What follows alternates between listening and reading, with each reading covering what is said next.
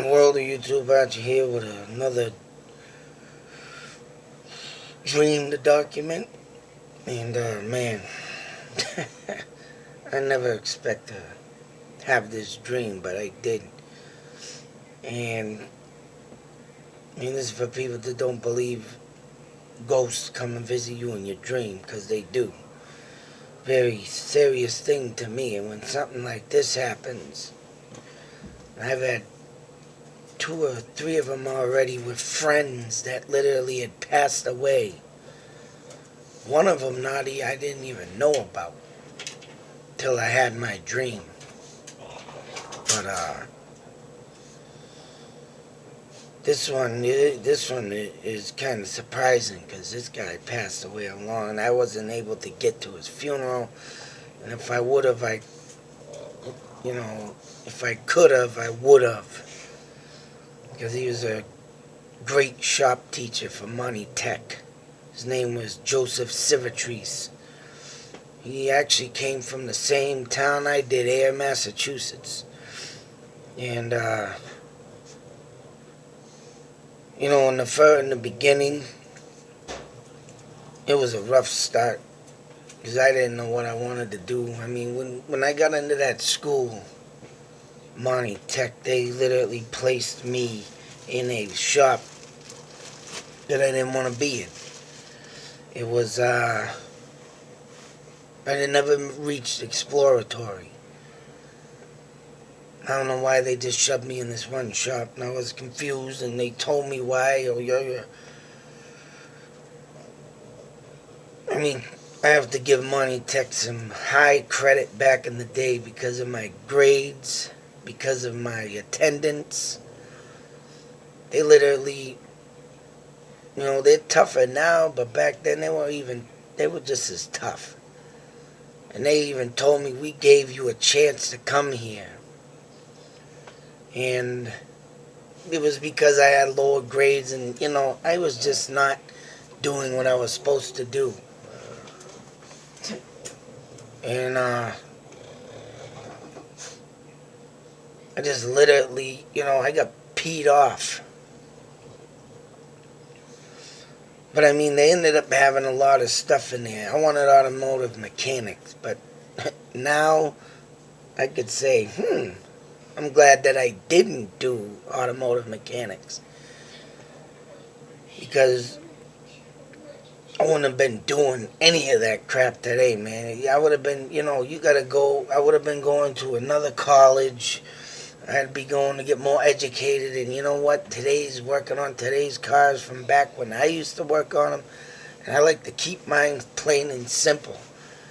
Today's technology, man, it's not that I couldn't do it, it's because I just don't want to do it, because everything in a car now is so compact. You're over here busting knuckles, snapping this, just to take a simple air filter out. It's like, boy, you gotta take this. So, I guess I could say that it was a blessing that they threw me in this shop, because I know other things that I can do. But anyways, of course, when I got into this shop, I was being really rebellious. I was telling everybody off. I was even on a mission. If you were to get 50 demerits, you would get kicked out of school. You'd have to get kicked out. And because of the fact that the simple reason of the way I was in the, of course, I guess they realized that I had special needs, which, I ain't ashamed of saying. But I'd be going around telling all the teachers, F you, F off. Kiss my ass, I don't give a goddamn rat. So you got a demerit, you got a detention, you got a demerit. And I used to have a damn little book of checking off every demerit I got. Well, I'm at 30 demerits. You gotta give me another one, bitch. You got a demerit. You go to the office. Finally, it came to the point where I had to sit down with the man that interviewed me to come into this school. And Literally, he's over there friggin' talking. Well, I'll get to that after. I mean, oh yeah, this is how I met Mr. C. I mean, it was like the first 2 weeks of shop. Sorry about that, but I had to get that out. And the demerits do come in after because Mr. C used to give me demerit after demerit. And I think he might have been the one that gave me the goddamn most demerits. And the last thing I said to that man that gave me the last demerit, this is a true story, man. And I told him,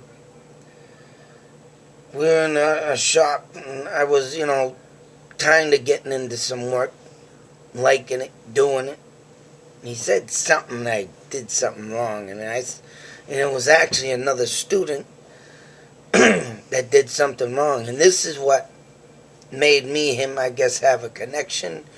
Later on, if he wanted a job done right, he'd call me and another kid, and anybody else he wouldn't let work with us because of this issue. And this other kid did it. I swear to God, man, it was a freaking crazy situation that came up, and he's like, you did this, you did that. He's over here screaming at me. He's like, fuck you fat fuck, I didn't do that. He did it. The kid's over there looking all stupid. I'm like, that day, man, I wanted to beat the shit out of that kid. And I just kept saying it, fuck you, and I got going on and on and on and on and on. F you, you F and F. He was a big guy and everything. And every word I said to him, I regret and take back, because after that day, he stood up with respect. To me, I stood respect back. And I got to know him a little better, and I salute him too, because he's a retired veteran. I didn't know that at the time, and if I did, I probably would have approached things a little different, but it just got to the point where I was one of his best students, and I was supposed to go out into a section called the greenhouse and do, planting and all this, and it was like, you don't know how to put a freaking plant from soil into the ground and pack it around.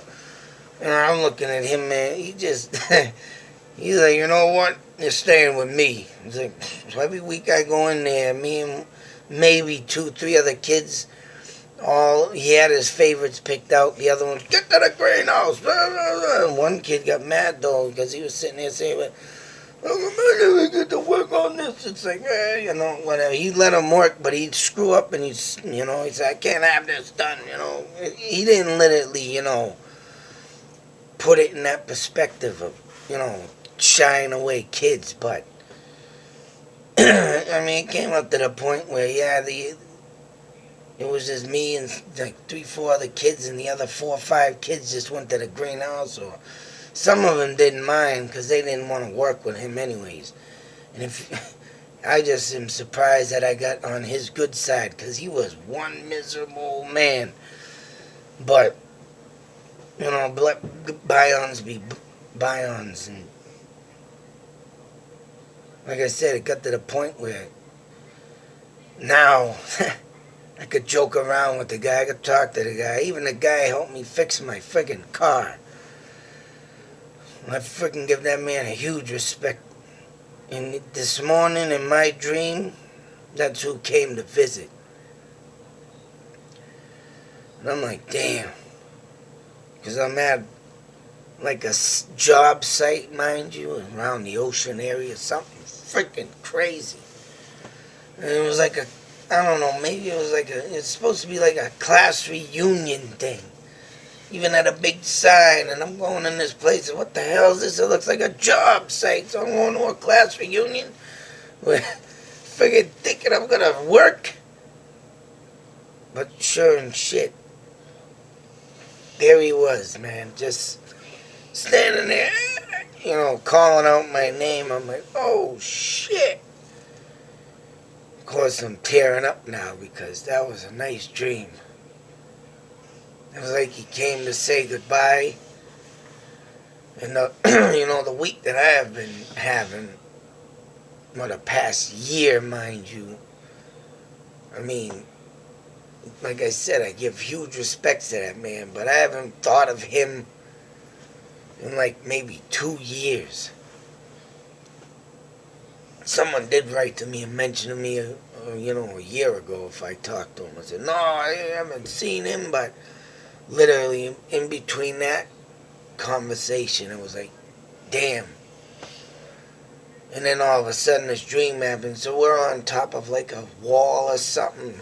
There's a ladder up there, and this guy's rambling on, and we're talking, over here, we're going to do this. And he's doing a project, and I'm like, damn, yeah, Mr. C. And he literally walks down a friggin' made ladder. I don't know who the hell put it there, and then you literally watch him go falling sideways. Like, he's laughing his ass off.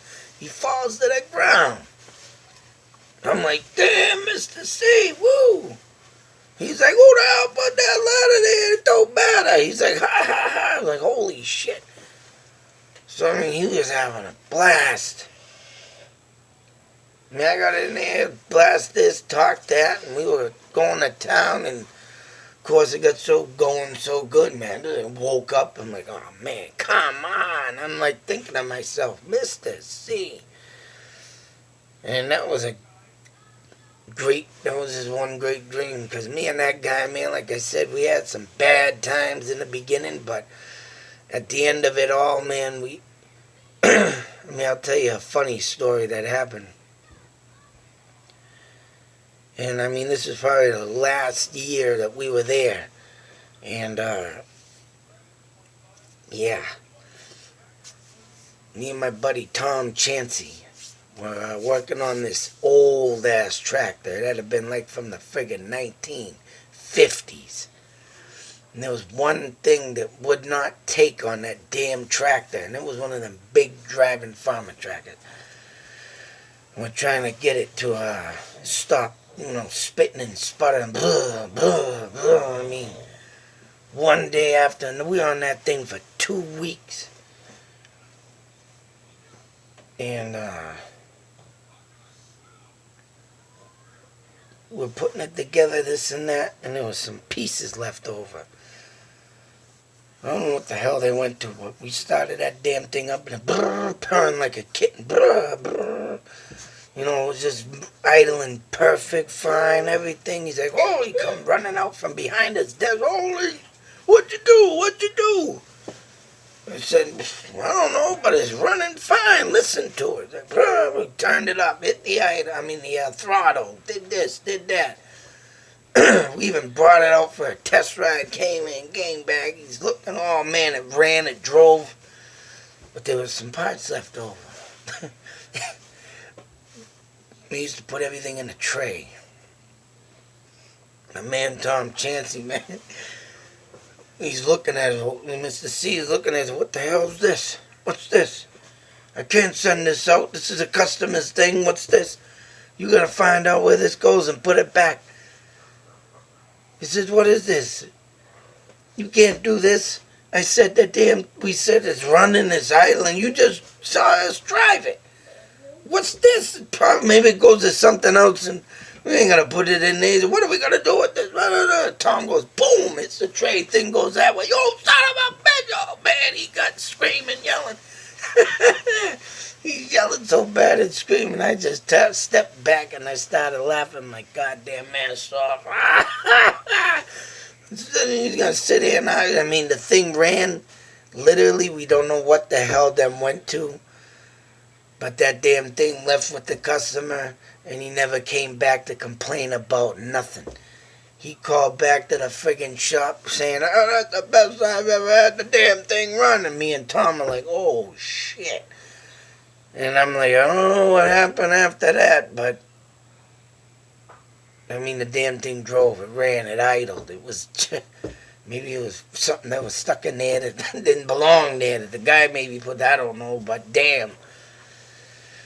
But yep. And when Mr. C came to visit, and we were all over the place, and oh man, at that job site talking, and when it got too good, I was like, I woke up and like, no man. So I just tell you, man, when you have dreams of people, loved ones, people you knew, I had 2 other dreams like that with 2 other friends. And they all thanked me in the end. An honor for that, man. I gotta get out of here. My allergies are kicking up, I gotta go get some pills. I just wanted to share that. And on the school thing with the 50 demerits, yeah, I made that 50 demerits. I went to that office to that guy, and Mr. C was the last one to write out the 50th one. I'm like, there you go, I'm done with this school. I'm getting out of here. He says, no, you're not. We can't kick you out. You have a disability. I'm like, what the fuck? This was ninth grade, mind you. Can't kick you out. And he's sitting there talking to me. He said, no, you can't do that. We'll have to deal with you. I'm like, oh, fucking really, huh? So you know what? After that, I said, screw it. I stopped being a dick. Went on with my friggin' grades. Did the best I could and graduated. Got my diploma. I was out. I stayed in touch with Mr. C as long as I could, but... shoot. That was a great dream. Anyways, I wanted to share that for people that don't believe. I mean, if you have a dream with someone coming in that you once knew, family member, friend, believe they're actually coming to really see you. But other than that, well, you two take care. I'm out.